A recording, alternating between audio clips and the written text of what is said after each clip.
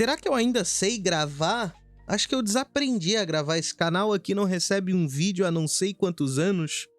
Eu fiz a besteira depois de ter comprado o PS5. Se você me acompanha um pouco mais de perto, sabe aí que a gente tava com uma meta de um PS5. A gente comprou um PS5 e eu zerei o GTA V e decidi zerar o The Last of Us 2, que eu nunca tinha jogado. Porque não tinha pra PC, aí bem quando chegou pra PC eu comprei o PS5, assim, porra, agora que eu comprei o PS5 vou jogar o The Last of Us 2 no PS5. Antes eu vou assistir um resumo do The Last of Us Parte 1 pra eu lembrar das coisas e ir direto pro The Last of Us Parte 2. Abri o YouTube, procurei The Last of Us Parte 1, resumo, assisti 5 minutos do resumo, fechei assim, eu vou jogar de novo The Last of Us Parte 1. Joguei tudo de novo, The Last of Us Parte 1, sensacional aquele jogo, 10/10. Terminei em 3 dias, fui pro The Last of Us Parte 2. Puta, ele tem o dobro de duração, tem vários arcos desnecessários ali no meio, é um jogo longo. A gameplay do jogo é incrível, o gráfico do jogo é incrível, mas a história é um pé no saco. Eu tive uma crise de riso no final do jogo, tá ligado? Porque aquele final é patético, aquele final... Não só o final, né? Todo o desenrolar da história, todos os plots, na minha opinião, é patético. Mas aquele final, ela perdendo 2 dedos porque a Abby mordeu e ela vai tocar o violão e tu vai ver que ela tá tocando pum, pum, pum, as notas, toda coisa que ela não tem mais o violão. Eu me caguei de rir.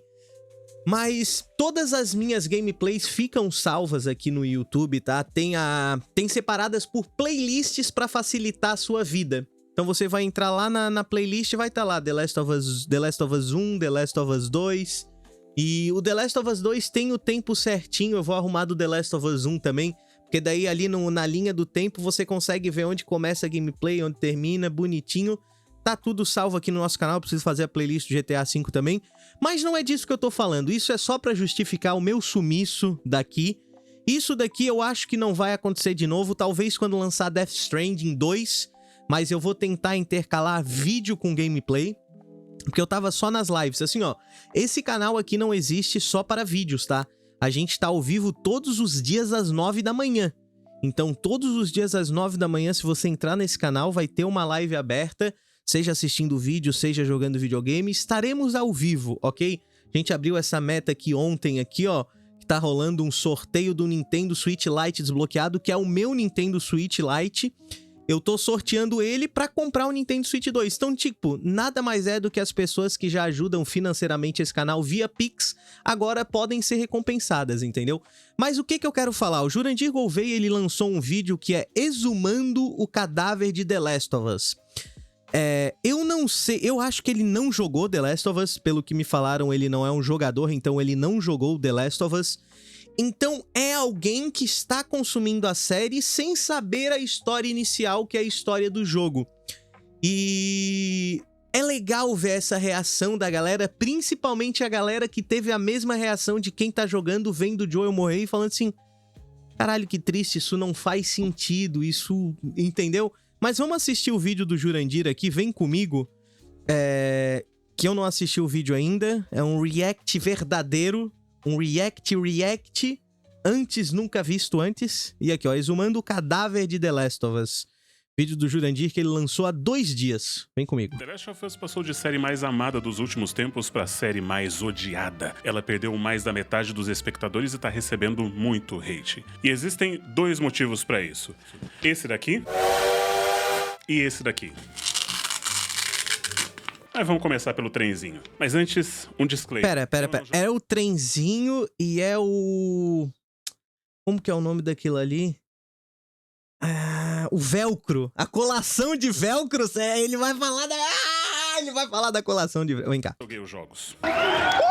Opa! Mas vamos começar pelo trenzinho. Mas antes, um disclaimer. Eu não joguei os jogos. Perfeito. É essa opinião que eu quero. Essa opinião é melhor ainda, tá? Porque é essa opinião que eu quero ouvir. Da pessoa que não jogou os jogos. O que ela acha dessa história? What? Mas eu assisti o gameplay, se isso serve de consolo. Ah, mas então sabe da história, calma. Ele não jogou, mas assistiu, então ele sabe da história. Vamos por partes. Mas eu maratonei recentemente essa série sem saber de absolutamente nada. Puro, virgem, inocente, entrando nessa jornada, vendo uma das melhores construções de personagem dos últimos tempos. Joel, que começa já no primeiro episódio com um trauma muito impactante e se desenvolve nessa jornada com A sua filha Sarah, que no jogo é loira. uma figura paterna daquela menina. Lá no começo a filha dele foi morta, mas não pelos infectados, e sim por um humano, que faz com que ele passe a ter um desdém pelos humanos. Ele vive de forma violenta, cruel, sem se portar com ninguém, estoico, mas depois que ele passa a conviver com a Ellie, volta a encontrar seu instinto paternal, massacra todo mundo que tenta fazer mal a ela. Era um personagem bem feito, realista, bem construído, mas de repente na segunda temporada parece que ele envelheceu 20 anos. E então tem essa cena. Ai, como assim? Como assim? E tem muita gente que eu vejo na internet falando: ele merecia mesmo. Esse cara era um vilão. Tinha mais era que morrer. Ok.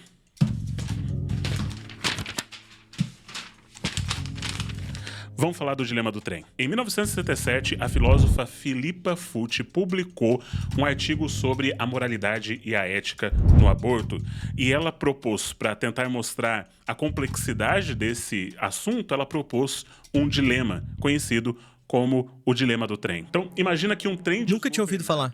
está indo na direção de 5 pessoas. E você tá vendo aquilo, ao seu lado tem uma alavanca. Se você Tá, eu já sei. Tem um jogo sobre isso, puta. Quer ver, ó? O jogo do trem.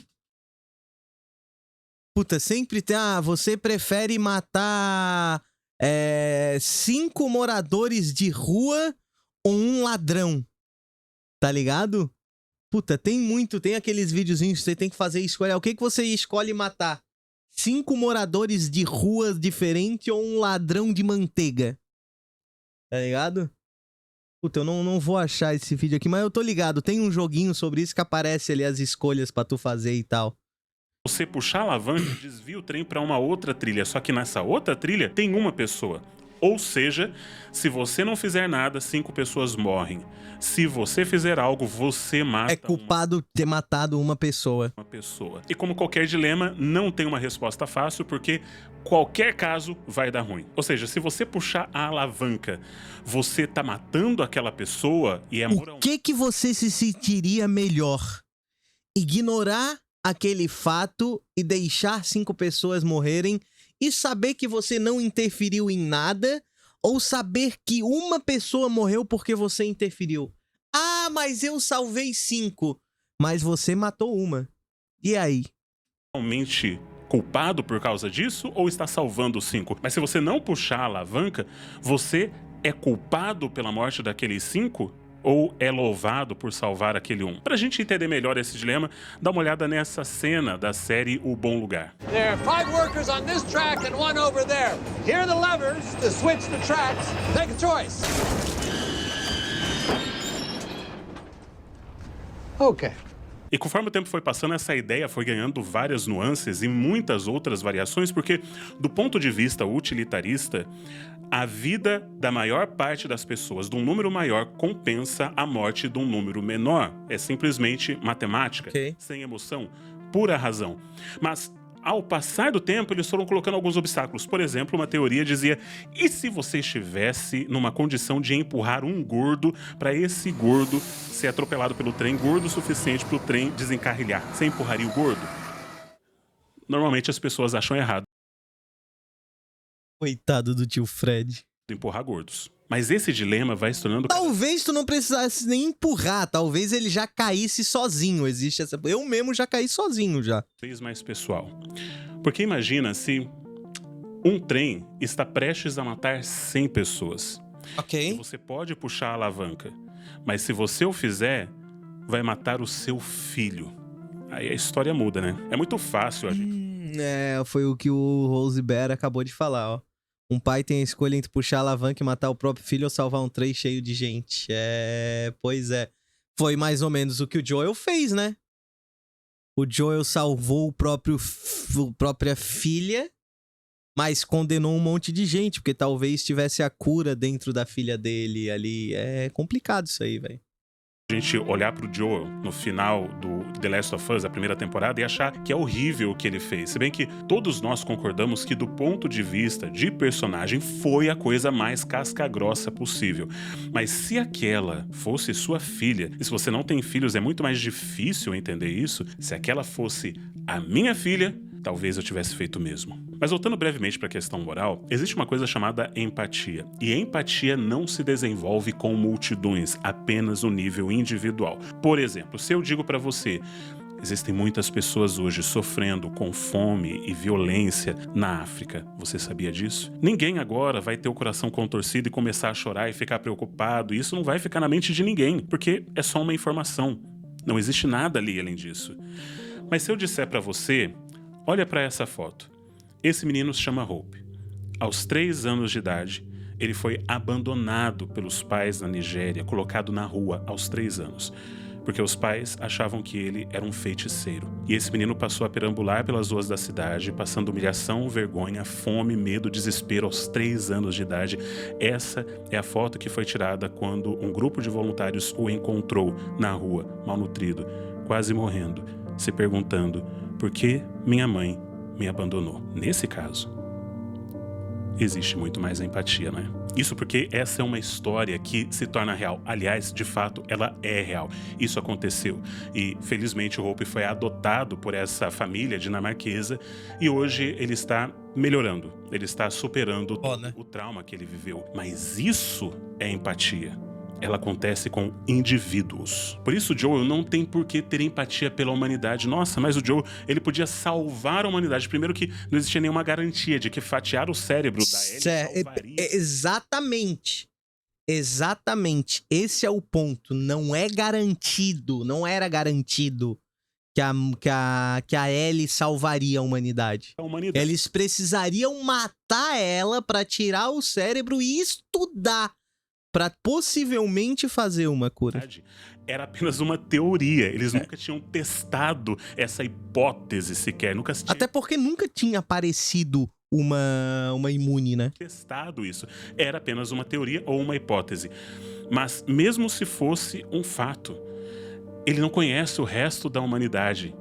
A pessoa que ele conhece, porque ele tem profunda empatia a quem ele ama e quem ele prometeu proteger, é aquela figura que se tornou como uma filha para ele. Então, do ponto de vista moral, o que ele fez é errado, mas é complexo. Então, é muito difícil da gente simplesmente falar assim, o Joel merecia morrer. Meu amigo, muita gente merece morrer. A questão é, como isso vai acontecer? Perfeito. Matar personagens em filmes e séries não é novidade. Game of Thrones fez isso várias vezes. Aliás, você sabe qual que foi a morte mais traumática para mim em Game of Thrones? Essa daqui.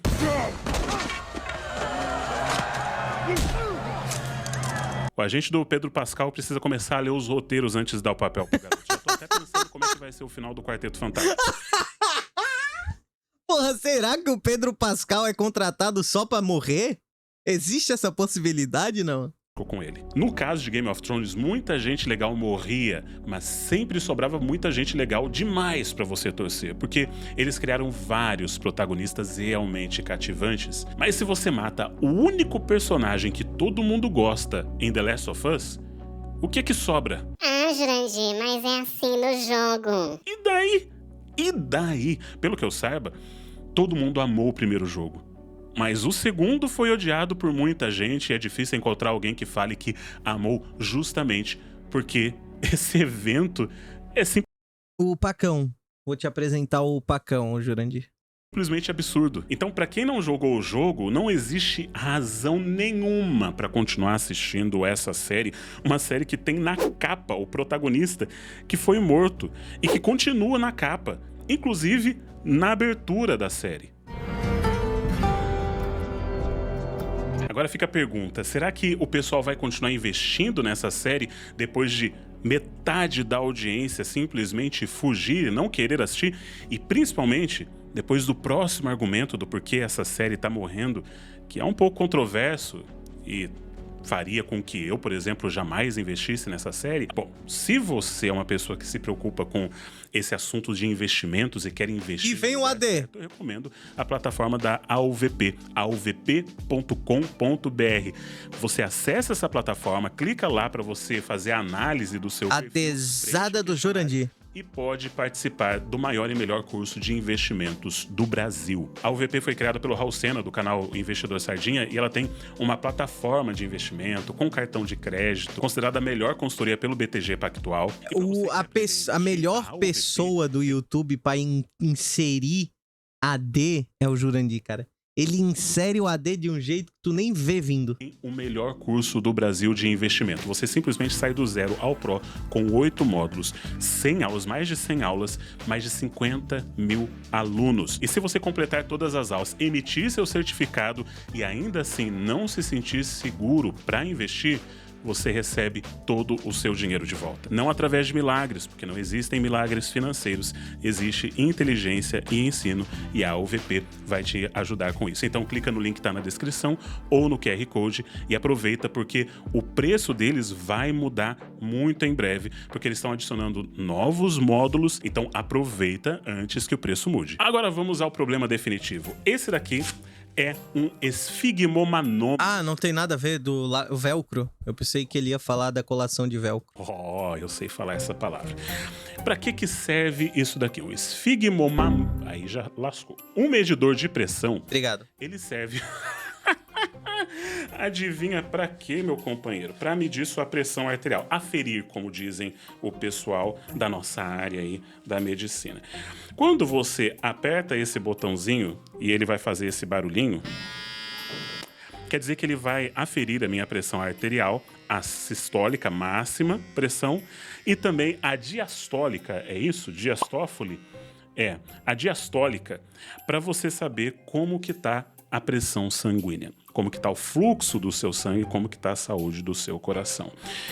E ao fazer isso, nós conseguimos ter uma metáfora muito interessante sobre como funciona o storytelling e também de qual seja o real problema com essa série. Caramba, deu alto pra caramba, acho que é... Acho que eu preciso emagrecer. São, portanto, duas fases. A fase de tensão alta e a fase de tensão basal. E boas histórias contêm um equilíbrio entre esses dois elementos. Ou seja, uma história pode ter momentos de alta pressão com tensão elevada ou momentos de baixa pressão, normal, mais tranquilos, para você ter aquela linha base narrativa. Porra, o episódio da mosca eu sempre uso esse episódio como exemplo porque é um episódio absurdo, tá ligado? Sem querer me estender muito nessa metáfora, uma história pode até sofrer de taquicardia narrativa ou pode sofrer de uma hipotensão emocional. E esse é o principal problema dessa segunda temporada. Porque o que vai determinar esse fluxo sanguíneo ou esse fluxo narrativo são as motivações, as ações e as reações dos personagens.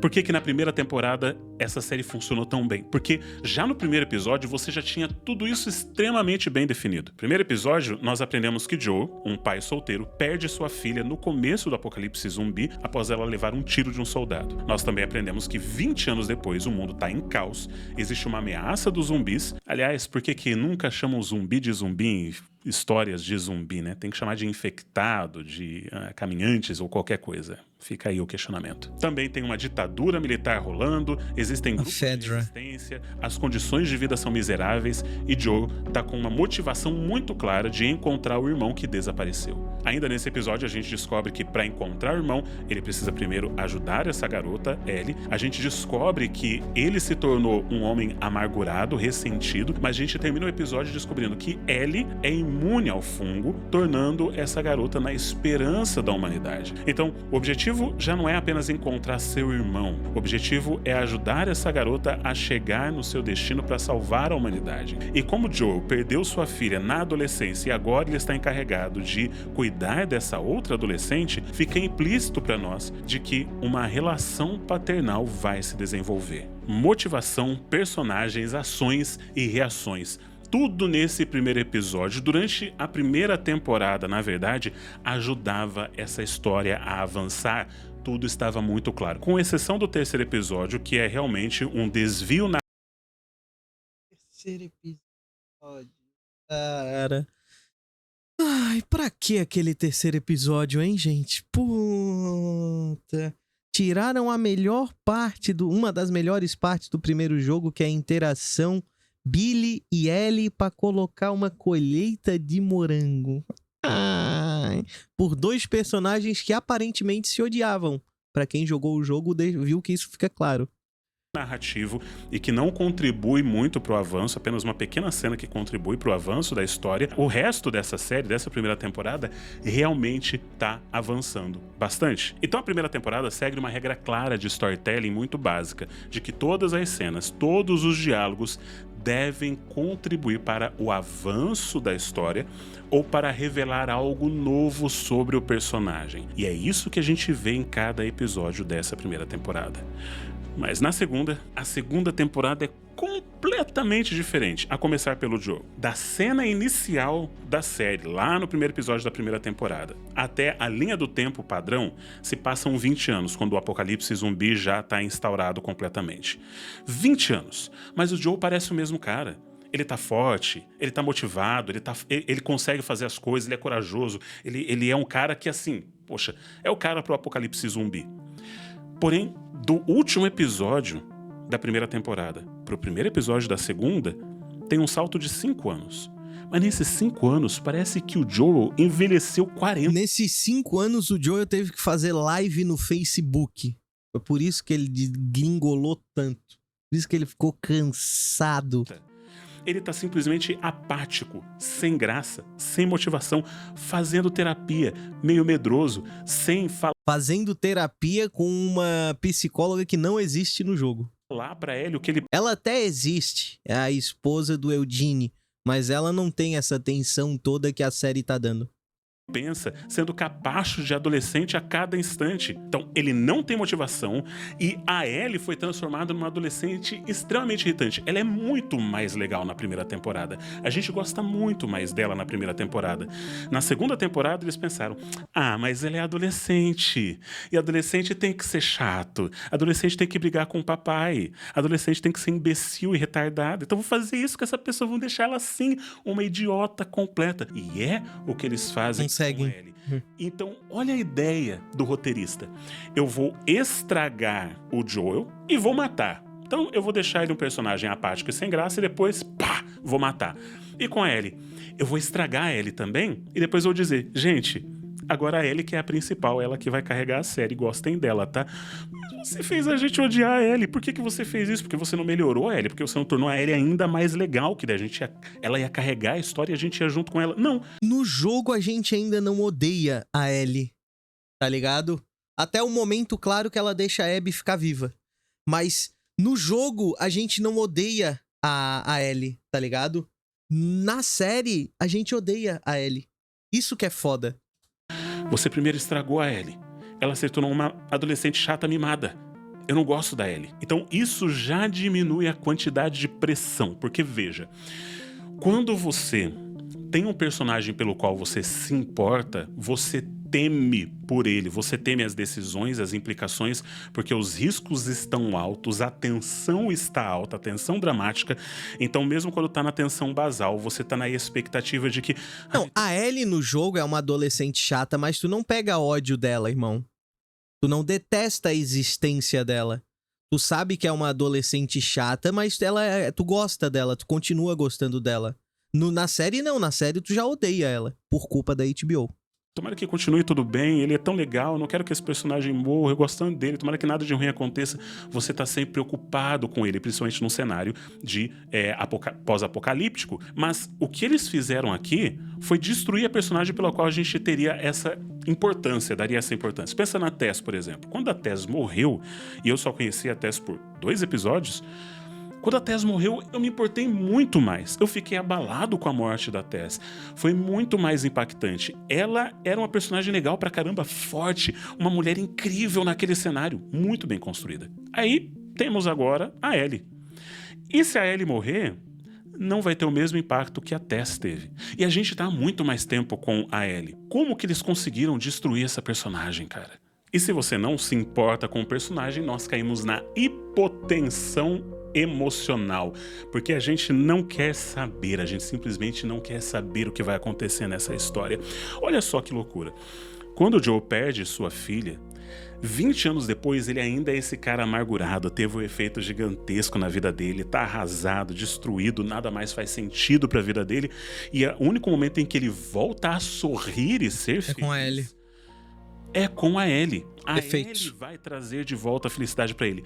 20 anos depois do fato, isso se chama trauma. Quando o Joel é morto na frente da Ellie da forma mais traumática possível, a gente tende a pensar, isso vai impactar gigantescamente a vida dela. Não. No episódio Ai, fala da bolacha. Fala da bolacha. Fala da batida de bolacha. Fala, vai. seguinte ela já tá rindo.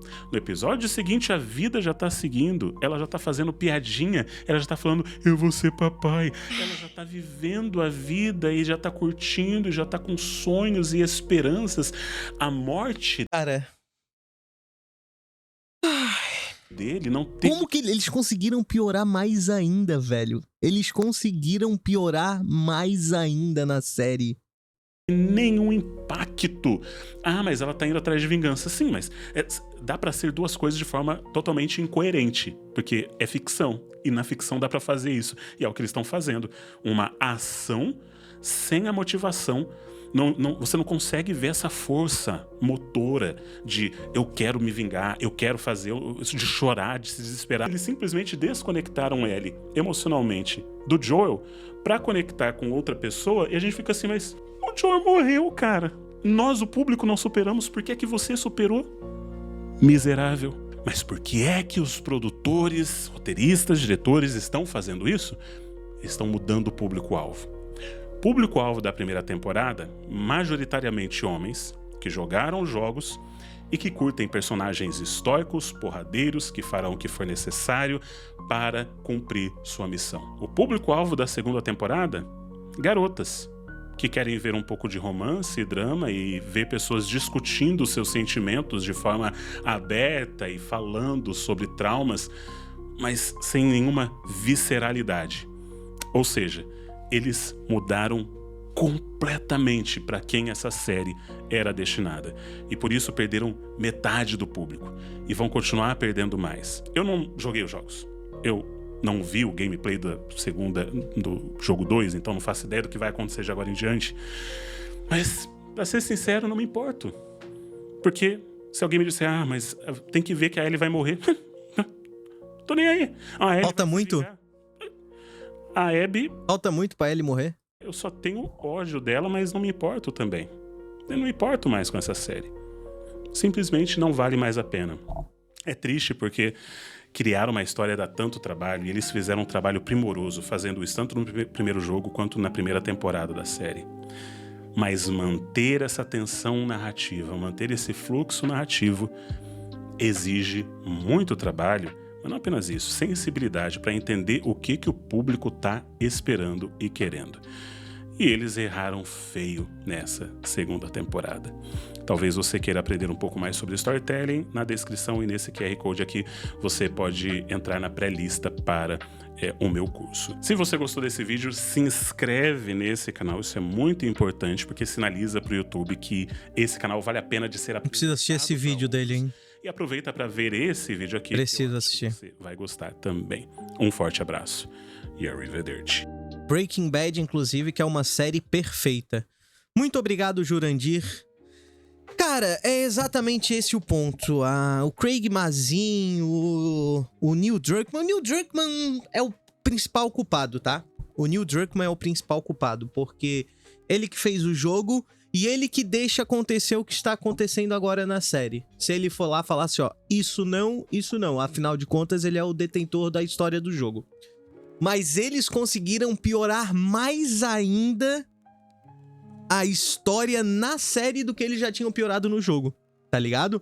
Porque, tipo, mata o Joel, cria uma Ellie com vontade de vingança, ok. Aí chega no jogo, na série, mata o Joel e a Ellie não tem vontade de vingança. Ela faz piadinha que vai ser pai, ela bate bolacha com a Dina.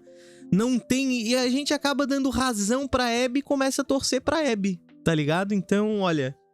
completamente decepcionante. Eu dei risada com o final do jogo. Vou continuar assistindo a série. Quem tá assistindo a série agora é quem já sabe a história e vai continuar assistindo pra dar risada, tá ligado? Porque quem já se decepcionou já largou de mão. E quem continua assistindo é só pra dar risada, tá ligado? Só pra ver o que mais eles vão estragar. Muito obrigado por terem assistido o vídeo até aqui. Nos próximos dias eu devo soltar uma caralhada de vídeo atrasado, de trailer que eu não vi, de coisa que eu não assisti. Então deve sair muito vídeo aqui no canal. Tamo junto. Live todos os dias às 9 da manhã. Não se esqueçam de nos acompanhar. É isso. Beijo pra todos vocês. Até o próximo vídeo.